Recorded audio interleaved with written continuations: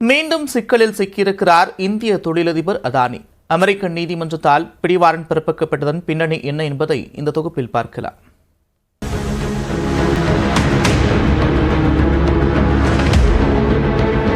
குஜராத்தை தலைமையிடமாக கொண்டு இயங்கி வரும் அதானி நிறுவனம் எரிசக்தி, ரியல் எஸ்டேட், விமான நிலைய சேவைகள், விவசாய வணிகம் உள்ளிட்ட பல்வேறு தொழில்களில் ஈடுபட்டுள்ளது.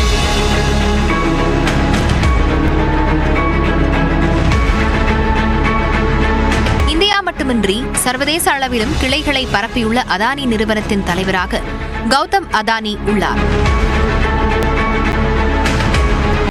கௌதம் அதானி உட்பட 8 பேர் மீது அமெரிக்க நீதிமன்றத்தில் பரபரப்பு குற்றச்சாட்டு முன்வைக்கப்பட்டிருக்கிறது. 2019 முதல் 2020 ஆண்டு காலகட்டத்தில் மத்திய அரசின் சோலார் எனர்ஜி நிறுவனம் சூரிய மின்சக்தி உற்பத்தி மற்றும் விநியோகம் தொடர்பான அறிவிப்பை வெளியிட்டது. இதை அதானியின் கிரீன் எனர்ஜி நிறுவனமும் அமெரிக்காவைச் சேர்ந்த ஒரு நிறுவனமும் பெற்றன.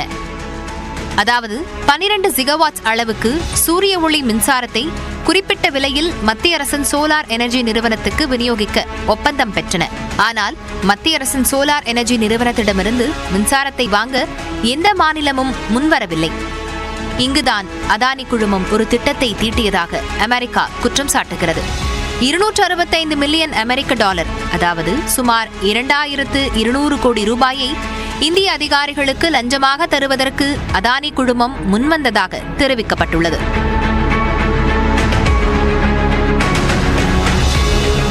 கௌதம் எஸ் அதானி, அதானியின் உறவினரான சாகர் எஸ் அதானி, வினித் எஸ் ஜெயின், ரஞ்சித் குப்தா உள்ளிட்டோர் இந்த திட்டத்தை தீட்டியதாக குற்றம் சாட்டப்பட்டுள்ளது.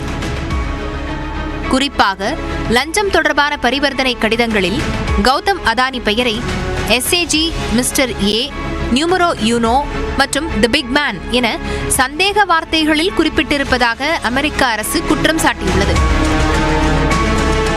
அதேபோல ஜெயின் பெயரை வி, ஸ்னேக் மற்றும் நியூமரோ யூனோ -1 எனவும் குறிப்பிடப்பட்டிருப்பதாக கூறப்பட்டுள்ளது. புரூக்ளின் நீதிமன்றத்தில் அமெரிக்க அரசு தாக்கல் செய்திருக்கும் மனுவில் அதானி உள்ளிட்டோர் மீது 3 வித குற்றச்சாட்டுகள் முன்வைக்கப்பட்டுள்ளன.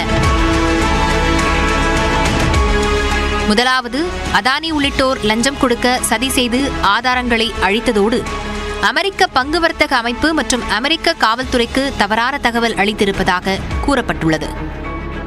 இரண்டாவது, அதானி குழுமம் அமெரிக்க முதலீட்டாளர்களை தவறாக வழிநடத்தி கடன்கள் மற்றும் பத்திரங்கள் மூலம் 2 பில்லியன் அமெரிக்க டாலர்களுக்கு மேல் திரட்டியிருப்பதாக தெரிவிக்கப்பட்டுள்ளது. மூன்றாவது, அமெரிக்க வெளிநாட்டு பரிவர்த்தனை மீறல் சட்டத்தின் கீழ் மின்னஞ்சல் பரிவர்த்தனைகளை நீக்கி அமெரிக்க பங்கு வர்த்தக அமைப்பின் விசாரணையை தடுத்ததாக கூறப்பட்டுள்ளது. இந்த வழக்கில் Gautam Adani, Sagar S Adani, Vineet S Jain, Ranjit Gupta, Cyril Cabanes, Saurabh Agarwal, Deepak Malhotra, Rupesh Agarwal ஆகியோர் மீது குற்றம் சாட்டப்பட்டுள்ளது. எனினும் கௌதம் அதானி மற்றும் சாகர் அதானி ஆகியோருக்கு பிடிவாரண்ட் பிறப்பித்த நீதிபதி அதை அமெரிக்க வெளிநாட்டு விசாரணை அமைப்பிடம் ஒப்படைக்கவும் உத்தரவிட்டுள்ளார்.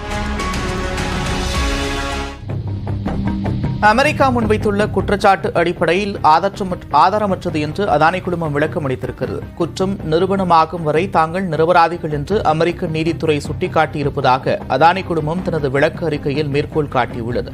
தங்களுக்கு எதிரான குற்றச்சாட்டுகளை சட்ட ரீதியாக எதிர்கொள்வோம் என்றும் அதானி குழுமம் உறுதியளித்துள்ளது. வெளிப்படைத்தன்மையுடன் விதிகளை எப்போதும் பின்பற்றி செயல்பட்டு வருவதாக குறிப்பிட்டுள்ள அதானி குழுமம் தாங்கள் சட்டத்திற்கு கட்டுப்பட்டவர்கள் என்று அனைத்து பங்குதாரர்கள் மற்றும் ஊழியர்களுக்கு உறுதியளித்திருப்பதாக அறிக்கையில் சுட்டிக்காட்டப்பட்டுள்ளது. அமெரிக்காவில் அதானி மீது ஊழல் குற்றச்சாட்டு பதிவு செய்யப்பட்டிருக்கும் நிலையில் இந்திய பங்குச்சந்தைகளில் அதானி குழுமத்தின் பங்குகள் சுமார் 23 விழுக்காடு வரை சரிந்திருக்கிறது. இதில் அதிகபட்சமாக ஊழல் குற்றச்சாட்டு முன்வைக்கப்பட்ட அதானி பசுமை ஆற்றல் நிறுவனத்தின் பங்குகள் 16% வரை சரிந்துள்ளது. இதேபோன்று அதானி பவர் நிறுவனத்தின் பங்குகள் 14 விழுக்காடு, அதானி துறைமுகத்தின் பங்குகள் 8 விழுக்காடு சரிவுடன் வணிகம் தொடங்கியிருக்கிறது. ஒட்டுமொத்தமாக 2 லட்சம் கோடி ரூபாய் அளவிற்கு இழப்பு ஏற்பட்டுள்ளது. இந்நிலையில் அதானி குழுமத்தில் முதலீடு செய்திருந்த பொதுத்துறை நிறுவனமான LICக்கு 12,000 கோடி ரூபாய் இழப்பு ஏற்பட்டுள்ளது. இதேபோன்று அதானி குழும முறைகேடு புகார் எதிரொலியால் அவர்களுக்கு கடன் கொடுத்துள்ள SBI உட்பட பொதுத்துறை மற்றும் தனியார் வங்கிகளின் பங்குகளும் சரிவை சந்தித்துள்ளன. அதிகபட்சமாக பேங்க் ஆஃப் பரோடாவின் பங்குகள் 7 விழுக்காடும் பஞ்சாப் நேஷனல் வங்கியின் பங்குகள் 6% சரிந்துள்ளன. இதேபோன்று கனரா மற்றும் எஸ்பிஐ வங்கியின் பங்குகள் தலா 5% சரிவந்திருக்கிறது. இதேபோன்று இண்டஸ்இண்ட் வங்கி மற்றும் ஐடிஎஃப்சி வங்கிகளின் பங்குகளும் தலா 3 விழுக்காடு சரிவை சந்தித்துள்ளன. இந்நிலையில் அதானி குடும்பத்தில் முதலீடு செய்தவர்களுக்கு ஒட்டுமொத்தமாக 2,60,000 கோடி ரூபாய் வரை இழப்பு ஏற்பட்டுள்ளது. ஊழல் முறைகேட்டில் குற்றம் சாட்டப்பட்ட அதானியை உடனடியாக கைது செய்ய வேண்டும் என்று மக்களவை எதிர்க்கட்சித் தலைவர் ராகுல் காந்தி வலியுறுத்தியிருக்கிறார். हिंदुस्तान के एसेट्स लिए हैं, भ्रष्टाचार करके एसेट्स लिए हैं. ये व्यक्ति बीजेपी को पूरा समर्थन करते हैं, पूरा सपोर्ट देते हैं. ये एस्टेब्लिश चीजें हैं. हम दोहराते जाएंगे. जेपीसी की मांग हमारी है, बट हम चाहते हैं कि अदानी जी को एकदम अरेस्ट किया जाए. और हम जानते हैं और हम देश को दिखाना चाहते हैं कि अदानी जी की अरेस्ट नहीं होगी. और इसलिए नहीं होगी क्योंकि हिंदुस्तान के प्रधानमंत्री अदानी जी के पीछे खड़े हुए हैं और उनके प्रोटेक्टर